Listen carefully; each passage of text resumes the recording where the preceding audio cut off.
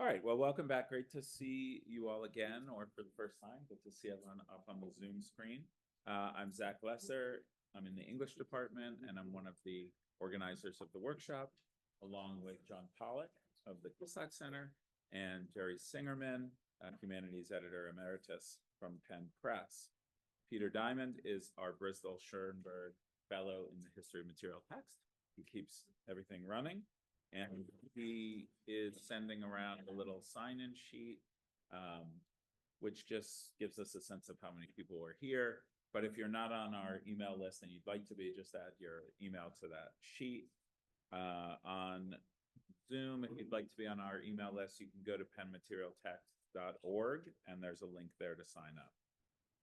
The chat is open on Zoom, and Peter will be happy to surface any questions in the Q&A, or you can use the raise hand function during Q&A and we'll ask you to unmute and ask your question live. So today's talk is, unless there's any announcements, John, do you have any announcements? Nothing to say. Okay, nothing to say. Right. Today's talk is part of a little mini theme, which we do occasionally this year, on paper and other textual substrates, which these will be scattered throughout the year, by no means every week. But we do have next week Craig Robertson coming to talk about storing paper in filing cabinets and elsewhere. And later in the semester, we have Simon Martin talking about Maya script on stone, as well as Tim Hogue, who concludes the semester by asking, what were the 10 commandments really written on? Ooh. And there are many other connections to textual substrate and the difference it makes throughout the semester and into the spring. But today, I'm really pleased to welcome back a great friend of the workshop, Heather Wolfe of the Folger Shakespeare Library. Heather, I was doing a little research today, has presented to us 4 times in the past, beginning in 2009 with a talk about how people filed their paperwork in the early modern period. And she's talked to us about letter locking techniques, which is something we'll hear about again in the spring, about Shakespeare's coat of arms.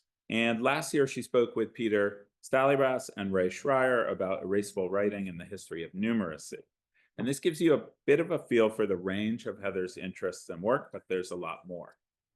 Her current title is Consulting Curator of Manuscripts at the Folger, which makes her sound a little like Sherlock Holmes.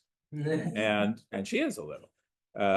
Heather's first book was Elizabeth Cary, Lady Falkland, Life and Letters from 2000, which won the Josephine Roberts Scholarly Edition Award from the Society for the Study of Early Modern Women.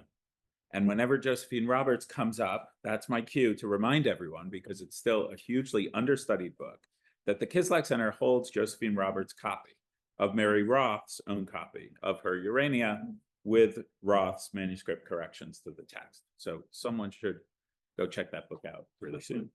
Heather has edited several volumes on early modern manuscripts and letter writing, and she's completing a book on writing paper. She's written articles on filing and the little holes that they left, on hybrid books, on wax seals, on women's handwriting, on the material culture of record keeping, which she wrote with Peter Stalybras and which won the 2019 Archival History Award from the Society of American Archivists, which I think of as the other SAA. She's written on the pedagogy of manuscripts and paleography. She's written on Hamlet's Tables with Peter and Roger Chartier and Frank Mowry. She's written on reading and writing in nunneries and much more. Of course, she's also a curator and a librarian, and her work at the Folger has been immensely important to the field, including being the PI on early modern manuscripts online and the curator of Shakespeare Documented, which brings together digital facsimiles of just about every document associated with William Shakespeare. Heather has taught paleography to hundreds of students. She's curated exhibits at the Folger on food, heraldry, forgery, letters, technologies of writing, and much, much else. And she was one of the curators of the massive and hugely difficult to put together 2016 tour of First Folios around the United States. She's even created something called the Ghost of Blythefield Hall, a paleographical escape room, which I feel like we should all just play as a future material text session. Yes. So I'm really pleased that she's back here for another Monday night to talk to us about paper predilections in early modern England. Please join me in welcoming. Thank you so much for that, Zach. That was interesting to be reminded of all of those things. It's an honor to be here tonight and to be back again in this warm audience. And I'm especially grateful to be sharing my work on paper at this particular moment, because I'm trying to get back into this writing paper book project that has been on the back burner for the past year because of work and stuff. So today, I'm going to talk about one particular kind of paper that was popular in elite circles in Tudor and early Stuart England. It was called Venice paper, and as far as I can tell, the English were the only people who called it that. The section of my chapter that I abandoned about a year ago, that I'm now returning to, that discusses Venice paper, just ballooned into its own huge out of control thing, and maybe you'll see why as I start showing you stuff. So today I'm going to try to tame my massive data and see what happens. I first became interested in paper about 20 years ago because I kept reading and hearing that in Shakespeare's lifetime, it was super expensive and hard to come by. And that didn't seem right to me for a lot of reasons. So I started keeping track of paper prices in personal account books and receipts. And other people would send me examples in which the quantity of paper purchased was specified along with the price so that I could calculate how much it costs by quire. And a quire is 25 sheets or sometimes 24 sheets in this period. And I could calculate the price per sheet as well. So as I was collecting that data, I realized that there were actually many different kinds of paper that were priced differently according to their size and quality. The most multi-purpose ordinary paper, the one that Shakespeare would have written on, was consistently priced at 4 pence for a quire of 25 sheets, or you could convert that to a penny for 6 sheets. This price held steady for at least an 80-year stretch straddling the 16th and 17th centuries. So for the people who consumed writing paper on a regular basis, this was not a significant expense. Buyers of this kind of paper usually refer to it in their accounts as just paper, but sometimes they called it white paper, writing paper, ordinary paper. And I found one example of someone describing it as 4D paper, 4 pence paper. Nice. In 1632, the minister Nehemiah Rogers described this kind of paper as pot paper of a middle nature. And I think that's a really good way of describing it. And he said it required a quill pen with a nib that is neither too soft nor too hard. So it's just plain old paper.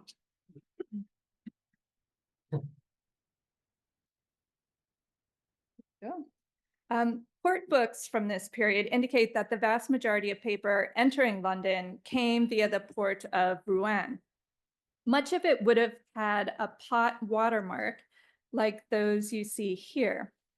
Pot paper was produced by thousands of mills in thousands of variations across Normandy for both English and French markets, for both printing and writing for over a century. And I tend to use the phrase pot paper to describe all paper that fits this quality and price point, even if it has a different watermark. So there were others like the hand and star or the bunch of grapes that you see that were similar quality and also coming from this region. And just a reminder that England couldn't produce its, or wasn't producing its own writing and printing paper for the most part in this period because it lacked the expertise and the raw material, which was linen rags. But what about the nicer stuff? Looking through some account books of higher status people, I found that the adjectives that paper purchasers use, when they use them at all, reveal that they reveal what they understood to be the defining feature or key attribute of their purchase. They applied these descriptive terms inconsistently because an English language standardized vocabulary for writing paper did not exist. They didn't have paper makers. They didn't have this terminology. I'm going to take you through a few account books quickly. And one of the things I want you to notice is that they all mention Venice paper or else gilt paper, which I think was starting to become synonymous with Venice paper in the early 17th century. So first we have Bess of Hardwick, who was buying paper in 1592. And in this table and in a couple of the others I'm going to show you, the number of quires purchased is the red line, and the average cost per quire in pence is the blue line. So you can see here that she purchased massive amounts of 4 pence a quire paper. So that would be the unspecified, the pot, and the writing paper, which all the blue line is at around 4p there. And much smaller amounts on Frankfurt paper and Venice paper, which were at a higher price point. And the Frankfurt paper was even more expensive with the Venice. And I'm not going to talk about Frankfurt paper tonight, but it's also an interesting one. Her son, William Cavendish, Alison Wiggins just wrote an article about his elite paper use. And when she went through his account books and found all of these different names of papers that he was buying, she counted it all up, and it was like 21,000 sheets of paper over this 10-year period. And brown paper and cat paper, which are like wrapping paper, they're not used for writing, that accounted for about 10% of the purchases that he made. And then the next category, which was paper, grape, pot, white, and writing, all the ones that were 4 pence a quire, that was 76% of his purchases, paper purchases. And then the last 3 rows of paper were the more expensive kinds. And that was about 14% of his purchases. And then Robert Sidney, who I've never seen him not write on super expensive paper in all of the letters of his that I've seen. His account books are at the Kent, what do you call it? The Kent History and Library Center. And his secretaries and agents were buying him paper both for immediate use and for store. And he bought tons of gilt paper. So most people are buying paper by the quire, and we'll get a couple quires at the most at a time. And he was buying gilt paper at like half a ream level. So that's 250 sheets at a time, sometimes a full ream. And he was acquiring it in Amsterdam, London, Windsor, and The Hague, as well as other locations on at least 18 different occasions. And he doesn't list Venice paper, but I think the gilt paper is the Venice paper because I've looked at the letters to his wife at the Kent Center, and a lot of them are on Venice paper, which I'll describe what it looks like in a couple minutes. And then we have another place where Venice paper starts turning up at around the same time it turns up in Bess of Hardwick's accounts in 1592. It's showing up in the Exchequer accounts. So the tellers of the Exchequer could request their paper needs at the beginning of every legal term. And here you can see on the, you can see here item half a ream of paper, and he's crossed out paper and put Venice paper, and then 10 shillings. So this is the first time in this range of account books from the 1580s to around 1617 that I saw Venice paper cropping up. And then on the individual, when the individual tellers of the Exchequer and the treasurer came to pick up their paper, that was also recorded. So you can see here on the right-hand side, at the top, it says 6 reams of paper, 16 reams of Venice paper, and then that's a Roman numeral 5 reams of demi paper, which was a larger kind of paper, which was also more expensive than regular paper. And then we have Edward Deering, who was meticulous. His account book is wonderful because every time he bought paper, he described what kind of paper he was buying and often what he wanted to use it for. And he's created lots of different heraldic and historical manuscripts. And he was very particular about the types of paper he used for the bound volumes. And then when he gets married, among all of his wedding expenses is the entry for the Venice demi paper. So I like to think that that was his like fancy marriage stationery. And then we have Prince Charles and his brother James, Duke of York. And this information comes from a manuscript at the Folger, which records a bill from the royal stationer for all of their stationery expenses. And it included a lot of paper purchases. And here you can see sort of the fluid terminology of things that are kind of the same, but not the same, but they're the same price, but they're just called something different, but they probably are just the same thing. But there are mysterious things like ordinary cut versus fine cut, and just fine versus pot, and then different kinds of gilt. And then there's blue paper, and then for the Venice paper, there's fine gilt folio and fine gilt quarto, and the quarto size paper is exactly half the price of the fine gilt folio paper. And here you can see just what it looks like in the manuscript. So, I mean, he's getting a ream of fine cut pap paper, perfumed wax, sleeve silk, and then here's the 6 quires of fine Venice folio gilt for 12 shillings. So with the cut paper, just to go back to the cut paper for a second, that had never really occurred to me when I was looking at letters for many years. And even when I was looking at this, I was like, what does that mean? And then I started looking back at letters, and I hadn't been recording like what has a decollage and what is cut. And then I realized, oh, that is a thing. And by the 1640s and 50s, it was definitely a thing. And it means paper probably pre-trimmed by a bookbinder rather than amateurishly cut at home, or left completely uncut with the ragged decal edges. But there's an entry in Samuel Pepys's diary in 1665, and he's responding to viewing letters from the Earl of Leicester and Mary Queen of Scots and other prominent Elizabethans on a visit to John Evelyn. And he says, "But Lord, how poorly methinks they wrote in those days, and on what plain uncut paper." So that idea of uncut paper almost being like uncouth and unsophisticated, that was very interesting. So here's a range of the prices that I've pulled out from those accounts, and you can see that they're basically the same between 1592 and 1641.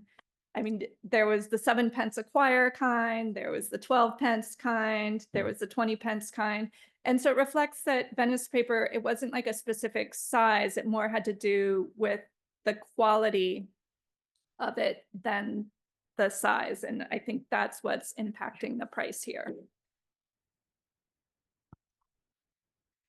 So in order to determine how to identify Venice paper in the wild, I decided to compare the paper used by the English resident ambassadors in Venice to what I thought might be Venice paper in England, just to see if they matched up. Italian watermark experts tell us that the 2 defining features of paper produced in the Veneto and Lombardy regions in this period are 1, the presence of a circle around the motif, and 2, the presence of a countermark that's like in the corner on the other leaf, if it's a bifolium. And that corner countermark consists of a 2-letter monogram, which is thought to be the initials of the paper maker. So not the paper mill, but the specific paper maker. I wasn't surprised when I looked at the correspondence of Henry Wotton, who he was the resident ambassador in the early 1600s. And here he signs himself with an Italian name, but this is Henry Wotton, and he's writing to, actually he's writing not to the Queen, to the King, sorry. And that watermark is of this maybe a dog or I don't know, a quadruped of some sort in a circle. And then you can see this other countermark with the GA and the trefoil, and that fits the idea of watermarks of paper on paper coming from the Venetian area in this period. And he signs this letter from Venice. I looked at a bunch of these, and they had a bunch of other watermarks too that all had these circles around them with that countermark, or were other watermarks not with the circle around them that are known to have come from that area. And this is just a few of them. There's also the crossbow, which I'll talk about in a little bit. That was on William Cavendish's list, the crossbow style paper. And we know the crossbow paper was used by Queen Elizabeth, and it was used in the signet office. So that's a very popular type that made it over to England. And then the other one he used that I didn't show here is a pennon. So it's like a long, slender, forked banner kind of thing on a flagpole. And oh, here's the crossbow. And then these are various versions of that split pennant or pennon. And it often has those two initials G and Z on either side of it, or G and 3. And sometimes those initials appear as a countermark instead. So this was the connecting watermark in a way. This was the one on this, and the crossbow were on letters written by English people in Venice and by Venetians in Venice and in England. So it's like, okay, so that's what Venice paper is in terms of the watermarks. There were other variations of it. Oh, the earliest one I found was in this letter from 1574 in England that had that split pennant sort of thing going on. And this was from Elizabeth Cavendish to her mother, Bess of Hardwicke. And it's before Venice paper that I've found any accounts that name Venice paper, but somehow she had access to it, 20 years before it starts turning up regularly in the Exchequer and in her mother's accounts. There's another variant to it. This is sort of like the draped pennon.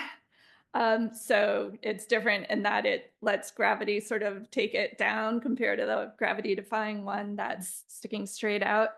And I've seen quite a bit of this in England, and then in some of the ones that are coming out of the Veneto area in the watermark manuals that I've looked at. So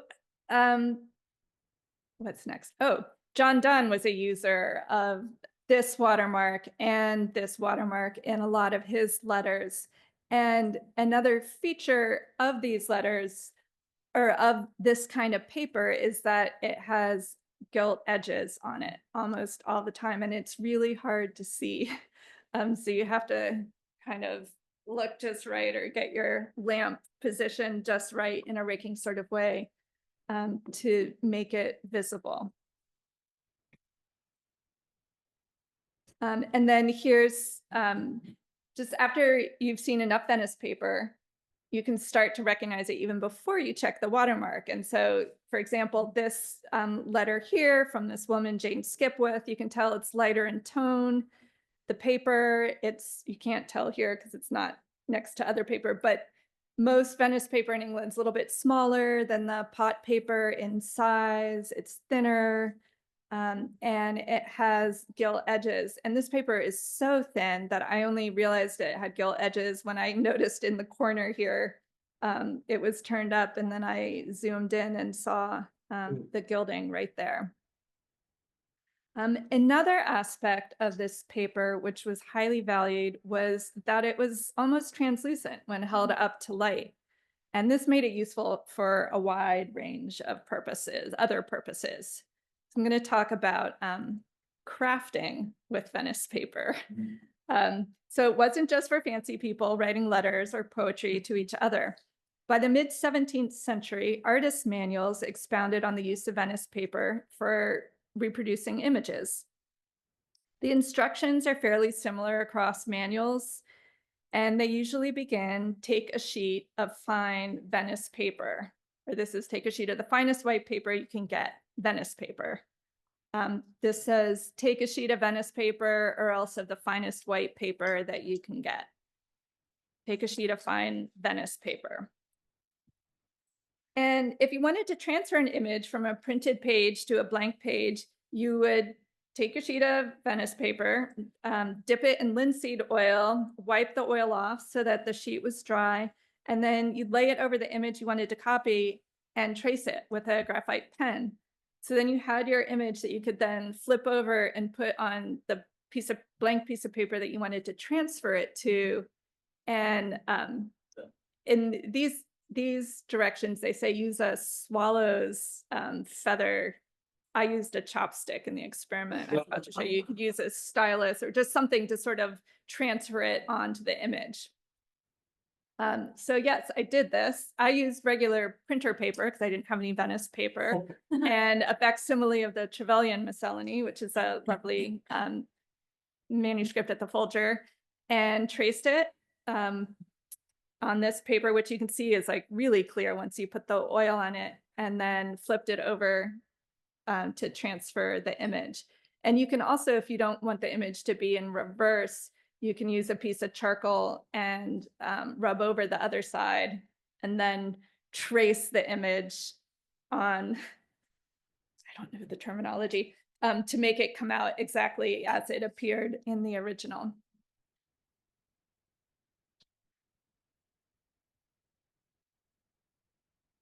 So I first came across this practice after a history of science PhD candidate at the University of Cambridge named Xinyi Wen approached me after a talk and asked if I could explain a reference to Venice paper that she had encountered. And it was in a 17th century manuscript memorandum book kept by a husband and wife, the experimental philosopher Henry Power and his botanical illustrator wife, Marjorie Power. And she writes to him, I pray remember to buy me 1 quire of royal paper, 1 quire of Venice gilt paper, and then it looks like 1 shilling 0 pence painted slip paper. I'm not exactly sure what the painted slip paper is. It might have something to do with stenciling. But yeah, she asked why is she buying Venice gilt paper? And so that sent me into the whole rabbit hole of tracing and transfer and reproduction. And so Marjorie's technical expertise in the observation and reproduction of colors in plant specimens informed her husband's descriptions of microscopic images. And he published the earliest English work devoted to microscopy called Experimental Philosophy in 3 books, containing new experiments, microscopical, mercurial, magnetical. So although Marjorie's illustrations were never published, her work survives in at least 3 volumes. She hand-colored engravings from well-known Florilegia illustrated by Debris and others, but she also copied and made at least 140 leaves of drawings of flowers, animals, tools, and other things, including more than 100 leaves devoted to tulips.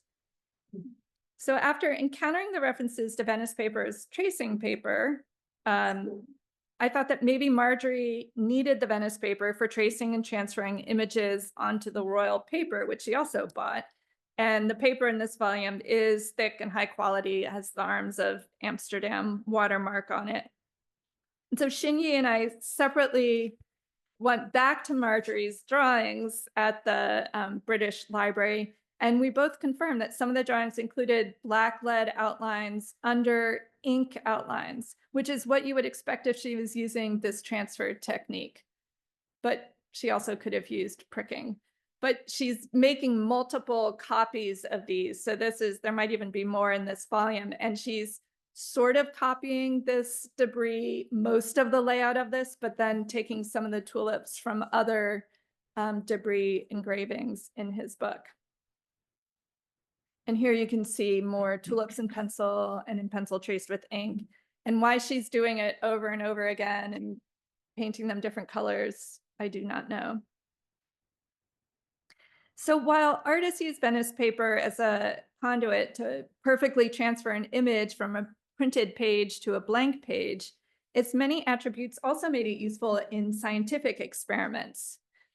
In Micrographia, Robert Hooke suggests an experiment involving refraction that required the use of a piece of very fine Venice paper. Similarly, Robert Boyle used the thinness of Venice paper as a frame of reference for comprehending the lungs of smaller fishes. He writes that they consist of bladders so thin and delicate that a piece of fine Venice paper is very thick in comparison. Master Leeuwenhoek, that's how you say his name, also uses Venice paper as a way to understand something as thin as can be imagined. So thin that a piece of Venice paper the size of a thumbnail cut with 6 sides would be huge in comparison. Mm-hmm. And according to Walter Charlton, who's another experimental philosopher of the day, Venice paper could be a clean white surface on which to comprehend the diameter of tiny objects like a granule of dust. So he writes that when you view it through a good microscope, it is 100 times the diameter, this granule of dust, as when it is looked on merely by the eye on a sheet of Venice paper. And he also notes about lodestones, that a sheet of the finest Venice paper put between an armed stone and iron impedes its attraction. So they're clearly fascinated with Venice paper. Robert Hooke, who we saw earlier, at a meeting in 1663 of the Royal Society, it was reported that he had produced observations under a microscope of 3 different surfaces: fine linen, a moth's wing, and the very smooth and even gilt edge of fine Venice paper. And the descriptions are not recorded, just the fact that he shared them with other members. So, I mean, this is a terrible blow up. I want to go to the conservation lab and have them magnify it much more beautifully. But you get a sense of the wonder he might have experienced in this blurry image of this gilt edge, which is just so, like, once you see it, you can't not see it. But magnification could also show that the apparent perfection or smoothness of something unnatural, like paper, was often quite the opposite of perfection. So Hooke was curious about Venice paper's glimmering edges, but Charlton, when he examined Venice paper, he found it to be unimaginably impolite under magnification. Huh. So he wrote, "For when a man looks through it upon a sheet of the finest and smoothest Venice paper, which seems to the naked eye and most exquisite touch to be equal and terse in all parts of its surface, he shall discern it to be so full of eminences and cavities, or small hills and valleys, as the most pregnant and prepared imagination cannot suppose anything more unequal or impolite." So while the naked eye perceives smoothness, the artificial eye reveals unexpectedly rough terrain and complex forms. But perhaps Venice paper's greatest miracle was that you could and can fry bacon on it. So this again is from Charlton, and he says if you take a sheet of the thinnest Venice paper and you fold the margins upwards, and I like that he calls them margins because he's like acknowledging that this is something normally used for writing, I think, as to hold oil infused into it, and you put it upon a gridiron on burning coals, it endures the fire without catching fire, and which some cooks observing used to fry bacon upon a sheet of Venice paper only. So I had to try this out, and you can't see the fire extinguisher that's sitting right beside this, but here it is. You can see the flame going. It's just starting to sizzle here. And again, I use printer paper instead of Venice paper, thinking it was about the same thinness and maybe porosity. And my gas stove at home and canola oil, and spread the oil over the paper until it was translucent, wiped it off, just like you do for the tracing paper, and then folded up the sides and placed it on a grate. And this was the final product. So it totally works. Charlton's explanation for the fireproof quality of oiled Venice paper was that atoms of fire and like atoms or particles of oil were constantly displacing each other in the pores of the paper. And so the little fire atoms didn't stick around on the paper, so the surface never reached a temperature where it would burn up. Charlton's digression from experimental philosophy to kitchen science is not actually that big of a leap in this period, when recipe books contain both medical and culinary recipes, and experimentation often took place in the kitchen, with wives and children serving as partners and assistants. One final and really disturbing unexpected use for Venice paper in this regard is as an ingredient in a miracle facial tonic known as puppy water. This recipe in the 1670s receipt book that's at the Beinecke calls for 6 sheets of Venice paper cut into small bits. But it also needs 2 6-day-old puppies flayed and quartered and their heads thrown away, 2 6-day-old piglets treated in the same manner, a quart of house snails, and cowslip and rosemary flowers, white wine, flaxseed, lemons, and breadcrumbs. One might ask many things about this recipe, but what I want to know is, why Venice paper and why 6 sheets of Venice paper? This mixture is, it says at the bottom, it's distilled before you actually apply it to your face. And so I don't know what distilled paper, I wondered if the gilt edges somehow vaporized into like magic gold dust or something, flex in the tonic, like certain very expensive face treatments you can buy today. But anyway, Venice paper's special qualities meant that it could be a filter, a liner, a holder, a plaster, a medicine, a frying pan, or even an ingredient in addition to being a writing surface.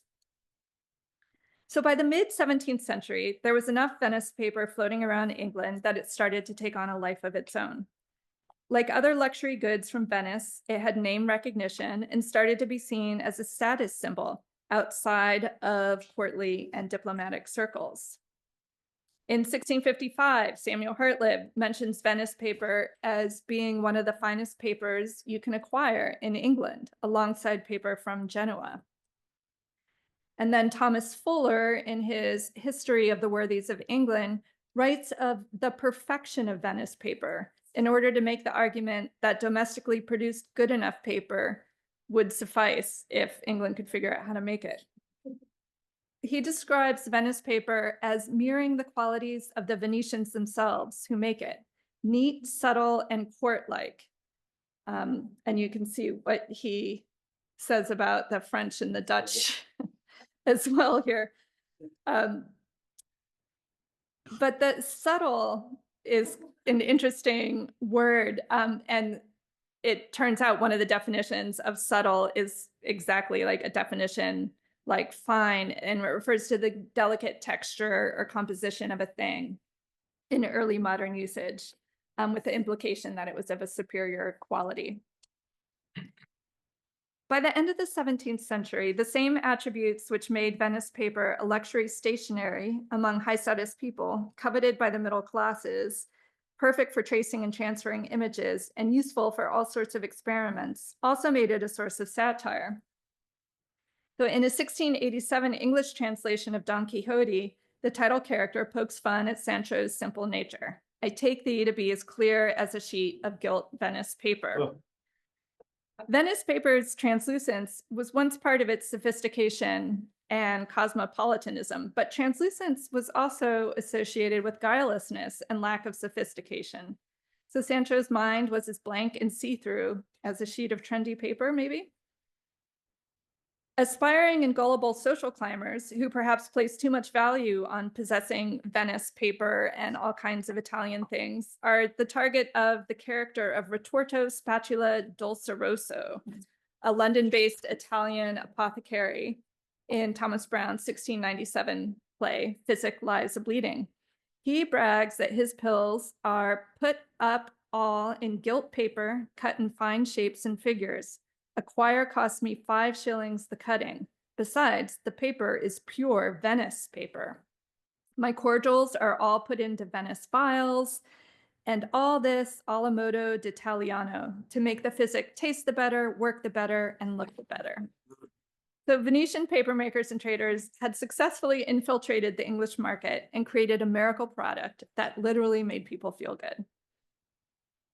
It took about 100 years for Venice paper to transform from the stealth luxury item of England's aristocracy to a tool for scientific experimentation, tracing and transfer, and superficial status symbol. By the second half of the 17th century, Venice paper was still considered an expensive and high-quality paper, but its presence outside of elite circles made it more susceptible to its magical qualities being questioned and satirized. It continued to be used by a specific group of high-status people with sophisticated paper tastes, ambassadors, diplomats, aristocrats, wealthy noble women, but it had entered the wider market and public discourse as well. A useful comparison point to Venice paper in England is the consumption of Venetian paper in Austria. In a 2019 essay on the Venetian paper trade, Megan Williams looked at Austrian chancellery accounts and records of Venice's Paper Sellers Guild and concluded that, and records of Venice's Paper Sellers Guild, and concluded that even if paper as fine as Venetian paper was available from elsewhere in Europe, Venetian paper's sophisticated reputation and power to express status, expertise, or honor made it a desirable commodity. Through strict regulations on production, monopolies on rag collecting, and deliberate marketing strategies, she writes, Venetian paper thus helped project a refined image of Venice across Europe, the Mediterranean, and the world. And I would add to her argument that Venice paper was exported far beyond these transalpine and Levantine routes. It was also very popular in the Eastern Mediterranean. And it became a highly valued commodity as far north as England, far beyond the confines of the English chancery. It became a shorthand symbol for quiet luxury. The phrase Venice paper perhaps came to stand for paper made not only in the Veneto, but in Genoa and other locations in northern Italy, and perhaps elsewhere in Europe. If it was thin, white, uniform, and had cut and gilded edges, it was probably called Venice paper. Its beauty and quality made it a commodity sought after by high-status letter writers, and its versatility made it a key component of artistic, scientific, and culinary toolkits. And I'm not sure there was any other paper available that people talked about and used in such a wide variety of ways. And we're only just beginning to recognize it in the archive. That's it. Thanks.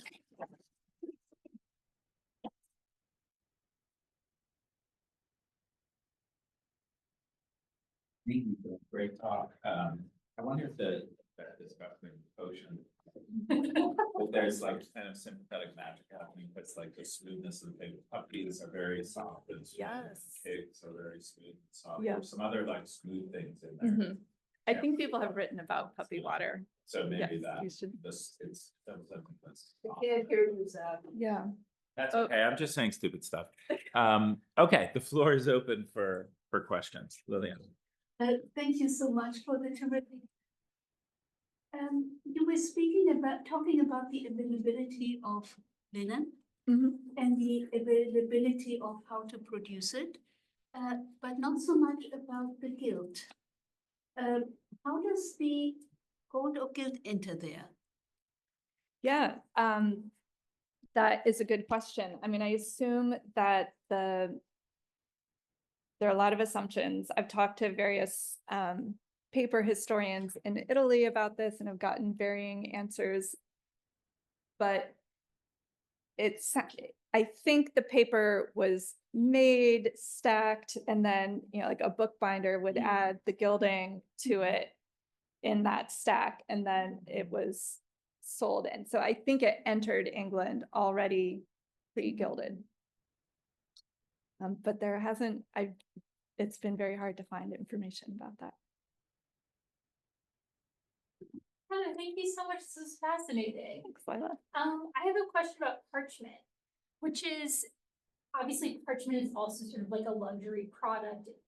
Can you contrast prices and uses of parchment versus very high quality Venice paper? Yeah, or no, maybe. So parchment, I mean, parchment was very much a utilitarian product in this period too. So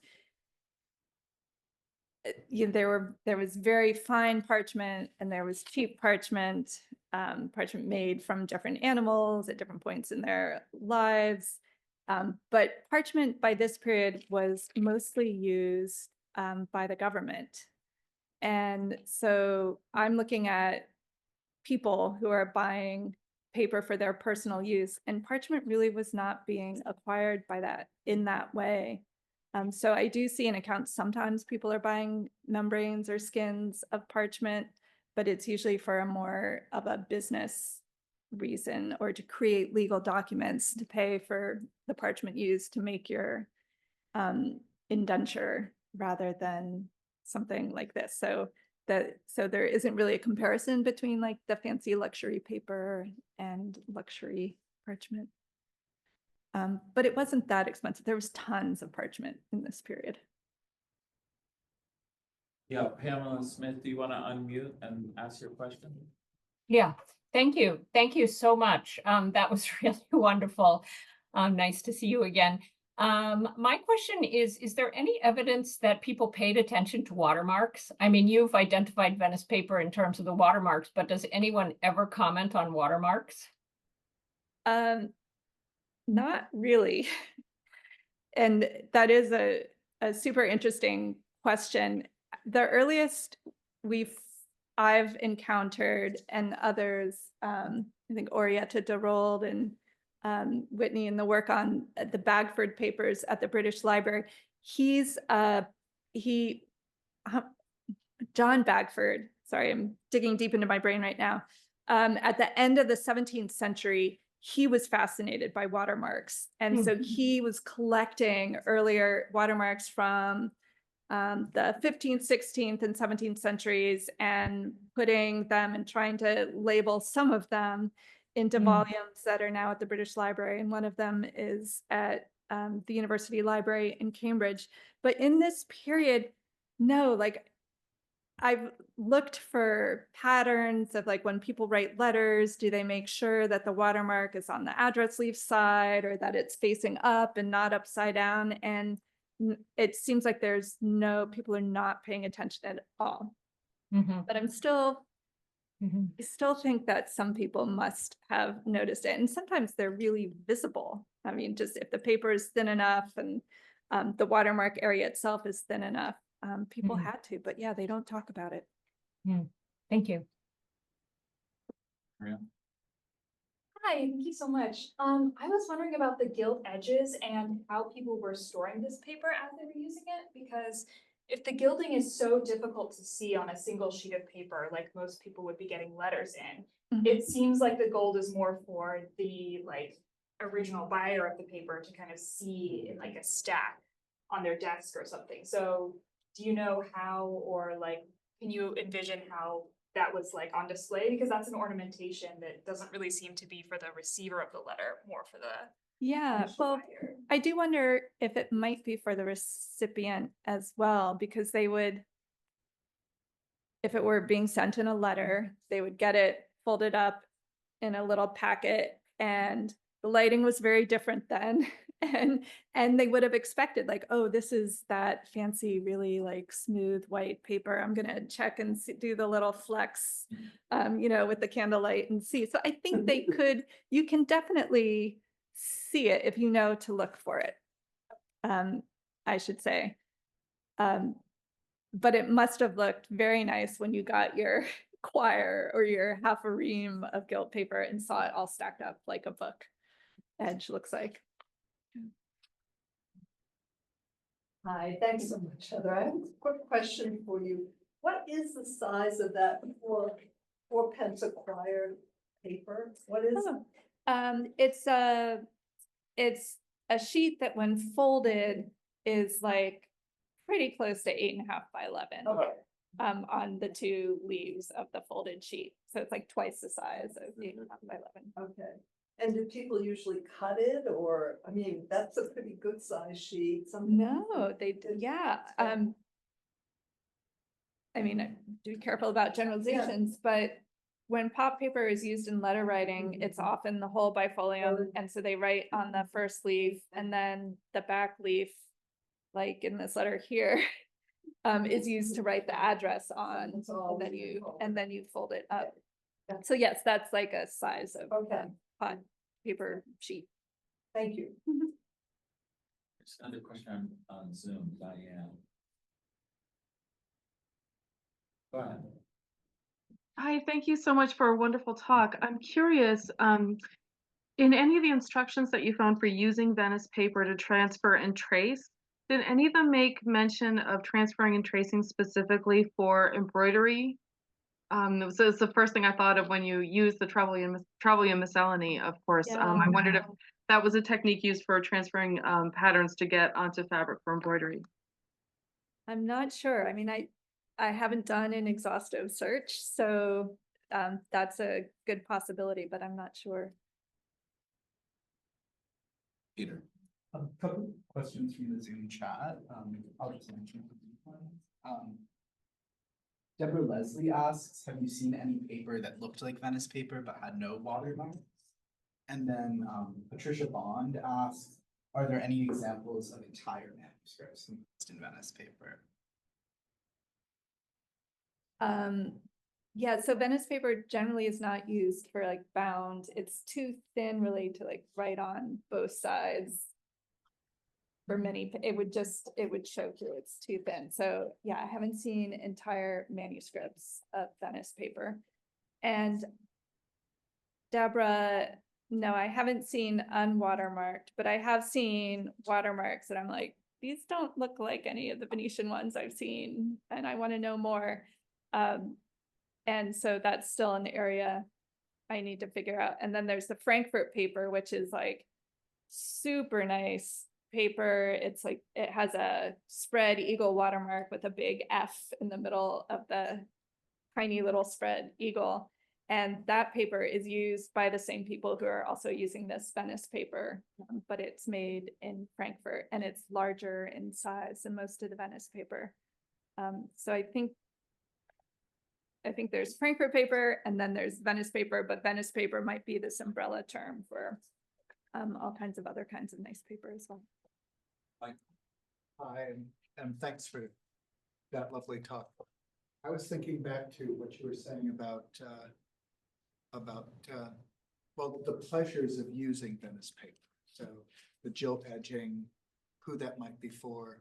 And I was wondering whether in the research you've been doing, whether you've run into people who write about the pleasures of the paper. I loved your example of, Robert Hooke looking through his microscope and going, ew. I thought it was smooth and it wasn't. It's sort of like a Swiftian moment from Gulliver's Travels. But is there any good, have you run into accounts of the pleasures of in this case, not the text, but the paper? I haven't. That's there's some poetry that discusses paper, and Josh Calhoun has written about that in his book, The Nature of the Page. But generally people don't start waxing lyrical about paper until like the 18th century. Yeah, my two examples are Byron and John Clare, very articulate about the kinds of paper they think good poetry should be written. Yeah. So interesting. No, it was similar to, unless I was thinking about the codex question and thinking less about like utilitarian manuscript because the paper is too thin, but the examples of those volumes of tulip illustrations made me think, like with fine vellum printing, which is sort of impractical and often is on one side, was there a niche fancy for like carefully creating albums or, like very small run printed things using this paper? Oh, printed. I'm sure definitely in Italy. Yeah. I don't know in England, but I also realized I just lied about like any bound volumes of Venice paper. Because now I can think of two of them. There's Queen Elizabeth wrote on used Venice paper for a Tacitus translation, I think at Lambeth Palace Library, if I remember correctly. And then our own Esther Ingles manuscripts at the Folger and Harvard and elsewhere. Some of those we've been, like the watermarks are impossible to see on her miniature books. Some of them are the size of a credit card and they're miniature writing and they're 300 pages long. So you have to use thin paper to sort of fit it all into a book so it doesn't turn into like a brick instead of a tiny little book. And she used Venice paper for that. And it's so thin. One of our conservators, Rachel Bissonette, I had her asked if she could use the digital micrometer to measure the Venice paper in the Ingles manuscript, which is about to go on exhibition, against another piece of a letter on Venice paper that's about to go on to exhibition. And she measured the two different kinds of Venice paper, and one was twice as thick as the other one, but they're both like half the thickness or more of the pot paper that she also checked out. Peter. Thanks for a really wonderful talk. I mean, it was just fabulous, Heather. The question I've really is how this fits in to your earlier work, which is that it still seems to me that with some really striking exceptions, the Frankfurt paper being a really striking exception, that paper, your earlier argument is really that paper is much, much cheaper than people think.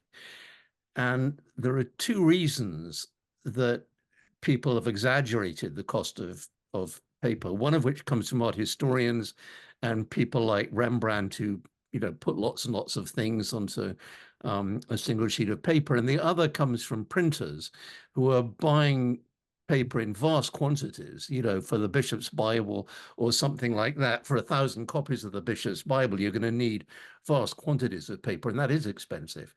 But my sense is, even from the figures you were showing at the beginning, when people are actually buying paper by the quire, even quite fancy paper, it's not a major expense. In other words, compared to sending a letter, for instance, or, a whole range of other things like buying seals. I mean, people are buying signet rings, they're buying all sorts of seals, and they're paying far more money for any of those things than for paper. So I'm just wondering if you can give go back to that original insight and talk about how much you're really talking about with variability, because this is the problem that you run into, I know, again and again, where people just keep saying paper is expensive. And, particularly that's become a commonplace amongst art historians just to say that. And they always say, well, it might be cheap in England, whereas it's exactly the reverse. It's more expensive in England because it has to be imported. Anyway, could you actually say something?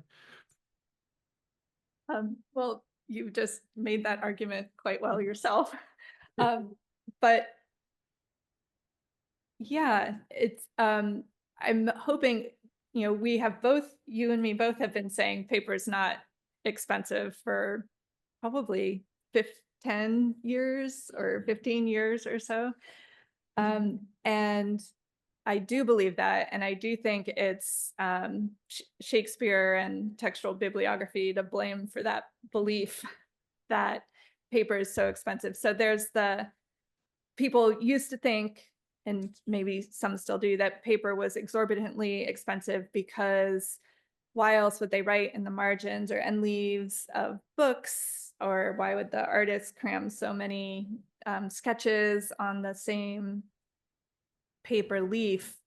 And I mean, one of the things that made me really question it, well, and then the other argument was, well, that's one of the reasons there are no Shakespeare manuscripts that survive, because the paper would have to be recycled and used for something else. And that's true, but it's not because it was so expensive. It's just, it was a recycling economy in the period.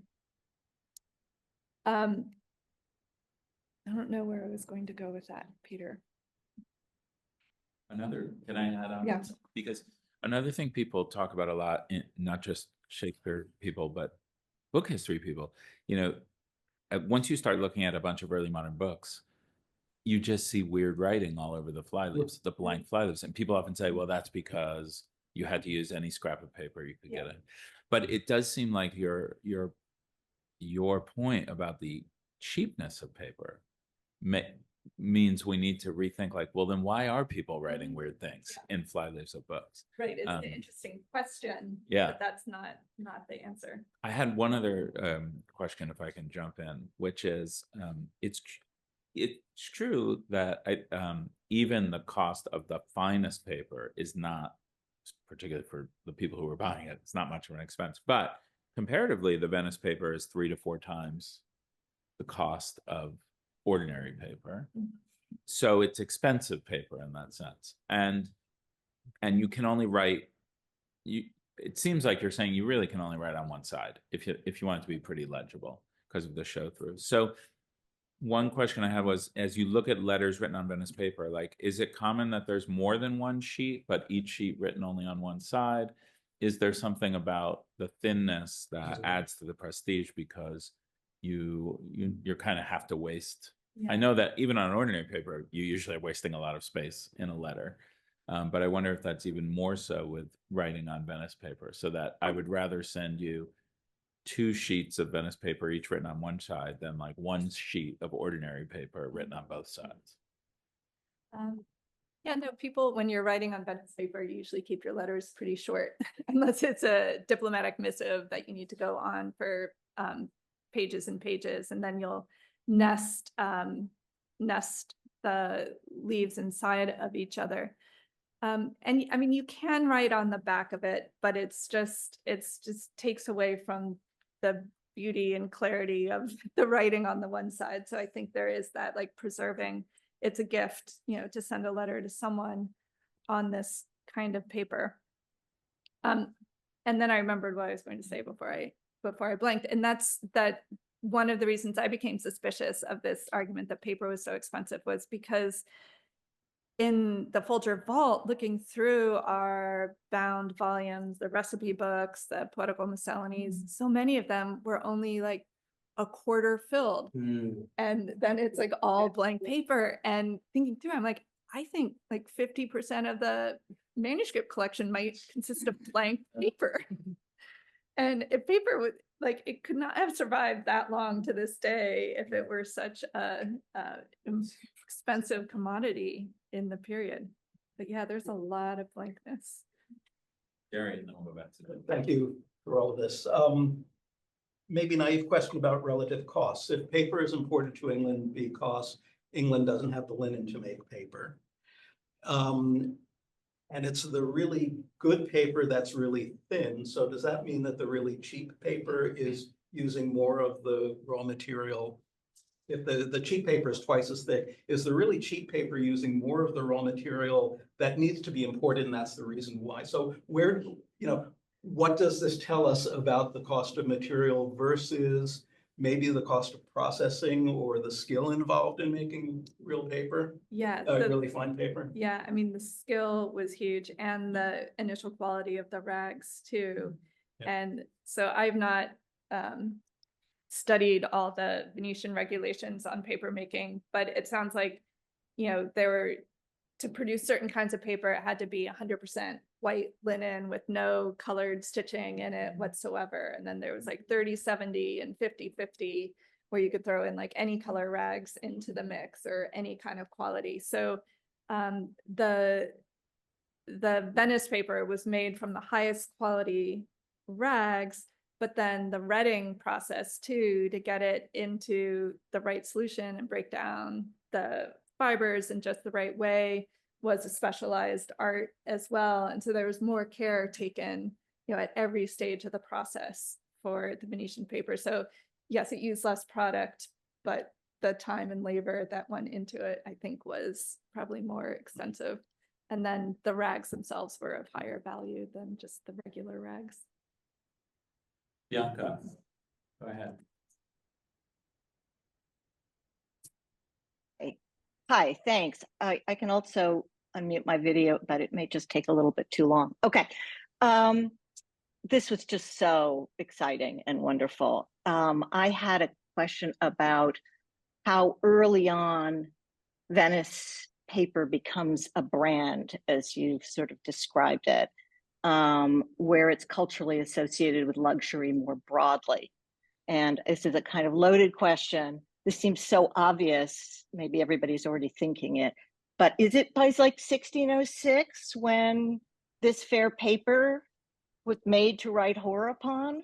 I mean, when Othello is talking about Desdemona's paper, is it Venice paper? Mm.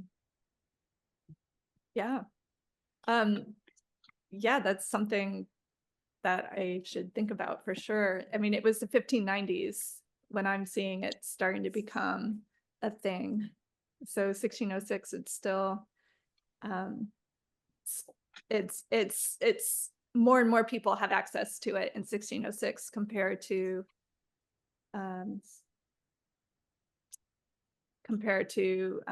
the 1590s.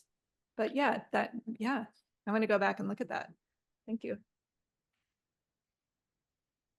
Just a quick follow-up, given where Othello takes place. Mm-hmm. In Venice, did they have anything other than Venice paper?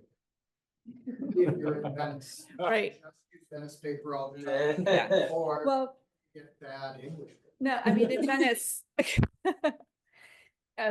in Venice, there are all kinds of qualities of paper. So they shipped out their highest quality paper because they wanted to keep that reputation as purveyors of, fine quality paper. But they probably had everyday, ordinary paper that they were using too. But we don't know. I mean, they probably didn't import any, but we don't know for sure.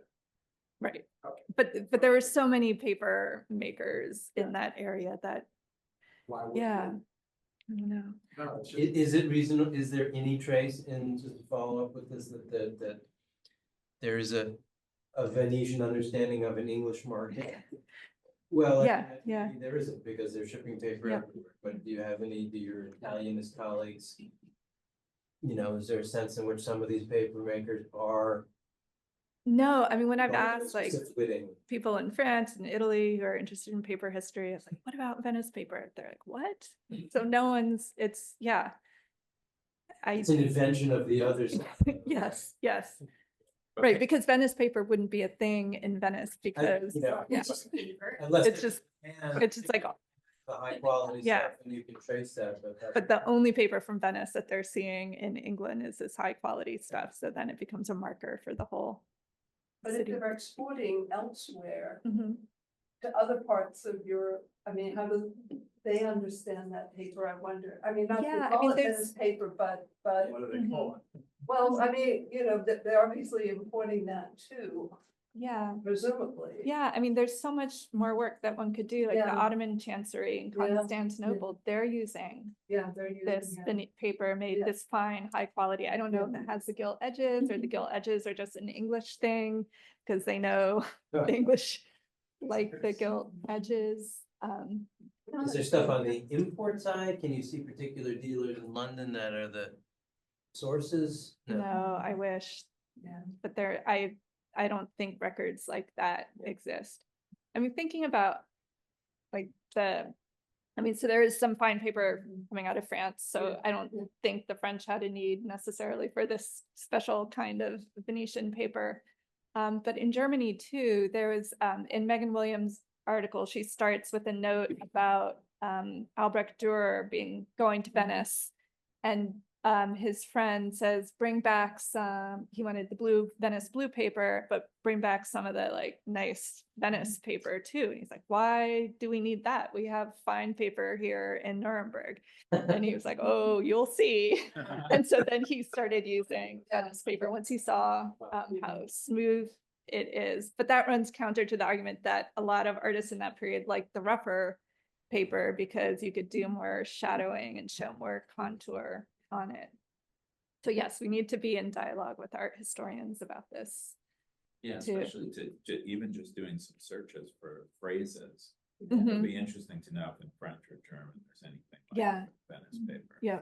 Or If it paper was from known. Venice, Yeah. I mean, whether they just. Well, paper yeah. from Venice could just be paper from Venice. No, I know, like but that's it might not brilliant. be, I mean, you can't imagine importing necessarily really cheap stuff. If you're Right. gonna import, you're gonna be importing Yeah. better things. Yeah, the So super cheap stuff's coming from Normandy. yeah, And you yeah. go further. Peter, go ahead again. I was thinking about Diane Mitchell's piece on John Donne's only holograph poem. And as I recall, that is on a very, very small sheet of Dutch gilt paper. And so the question is, I mean, did people often write on smaller sheets when they wrote on Dutch gilt? No, sorry, not Venetian gilt, Venetian gilt paper. And secondly, Donne isn't a bifolium, which is very unusual in, I think. I mean, nearly everybody wrote on a bifolium, but Well, yes, okay. yeah, I mean, not for the Venice paper, because I first started looking at this Venice paper when I was looking at the letters, the silk floss letters that were folded into tiny little packets. And those were all not bifolia. They were single sheets, and they were the smaller, like more the quarto size of Venice writing paper. And I think you can, because of that kind of fold, you needed the paper, you needed the thin paper and not too much of it to make the really like clear fold lines rather than the kind of bendy fold lines. So I think there was something about that, but you're right. It Venetian paper generally, when you see it in the wild, is a smaller size than the pot paper. But these account books show, they're buying Venice folio size paper too. And you do see that in the state papers for those years, like the 1590s, 1610s. That larger paper, because they had more messages they had to convey. It wasn't just that they were like sending a little love note or anything. They needed more space. Am I remembering correctly that Bess of Hardwick was buying equal amounts of Frankfurt and Venice paper? think so, Do you yeah. have any sense of the different uses to which she would have put the different kinds of paper? Yeah, so we don't have that many of her own letters at the Folger, but the Frankfurt paper, I would think would go in letters to the Queen. I mean, you see the Queen is a recipient and the sender of letters using the Frankfurt paper more than the Venice paper, and it's larger in size. And I mean, Bess of Hardwick, there was no one more powerful than her, than the Queen, really, in her time. So I would think it would be something you would write up to, in a way. Misremembering this, the great talk that you and Peter did on paper 10, 12 years ago. And one of the things that impressed upon me was the difference between expense and availability that people have mistook, that the market price doesn't track availability in a perfect way even today, that things can be sold out at the store and they don't suddenly become $1 million because toothpaste is sold out. Yep. It doesn't even get it, but it doesn't Right. mean it's expensive. I was thinking of Venice paper and whether people talked about the ease or difficulty of getting it, but even if a mercer in London could put together the money to get Venice paper, the price was within their reach. Could they actually acquire it? Yeah. And was there talk about scarcity or like only the dealers to the nobility deal in Venice paper or whatever? No, we don't know anything about like any of the middlemen in the journey of Venetian paper.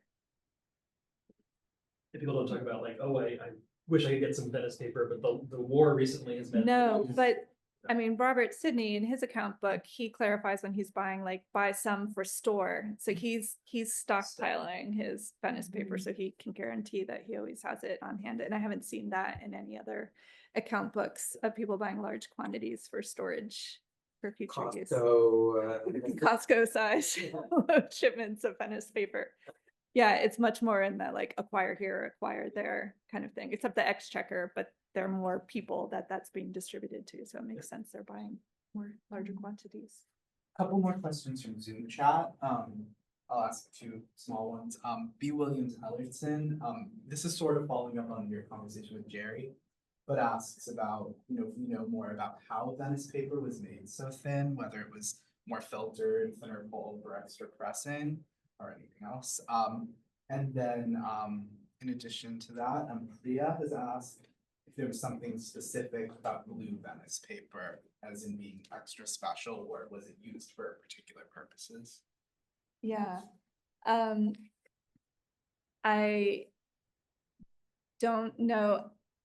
I mean, I've explored the paper making process a bit, but don't know enough about the differences that you would have to do with the mold, or I mean, I think it's just the stuff itself has to be the right consistency, and the shake has to be just right to get it just right. A certain number of puppies. A certain number of headless puppies and piglets too. And then the blue paper, I mean, that came from lower quality rags, and I don't think, I mean, there are people who have worked on blue paper, and art historians worked a lot on it, so I'm afraid to say anything that might not be right. But I think, I mean, Venice is known for its blue paper, but in England, that did not make any impression. Like in the English, when they thought of Venice paper, they did not think of blue paper.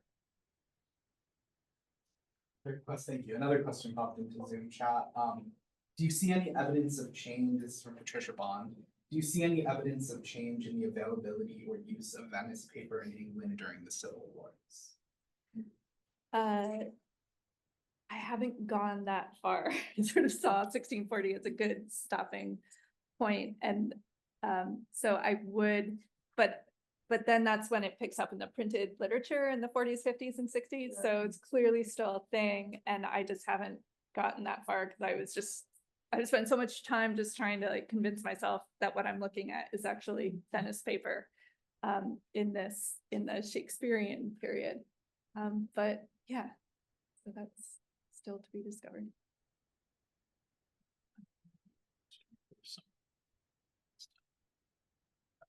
I have a question about when you're oiling it, because you're adding the linseed oil. It doesn't does it become such that you can get rid of the oil so that when you're using it to trace something, you're not leaving oil on the thing that you're tracing? Yeah, it dries off pretty nicely. Okay, Well, I haven't tried it with Venice paper, but with the printer copy paper, it dried off pretty One of nicely. the instructions said, like, give it a minute. Yeah. Or you'll ruin your. Well, that's what I was just, wondering if when you did it. It's interesting to hear, so it's kind of what's happening there, it really does get absorbed in a way that doesn't. I actually love that. I mean, I love when how-to manuals include those extra little little tips that they've learned from bad luck. I think this is the first time we fried bacon in the Ministry of Material Text workshop. Well, thank you very much. Yeah, absolutely.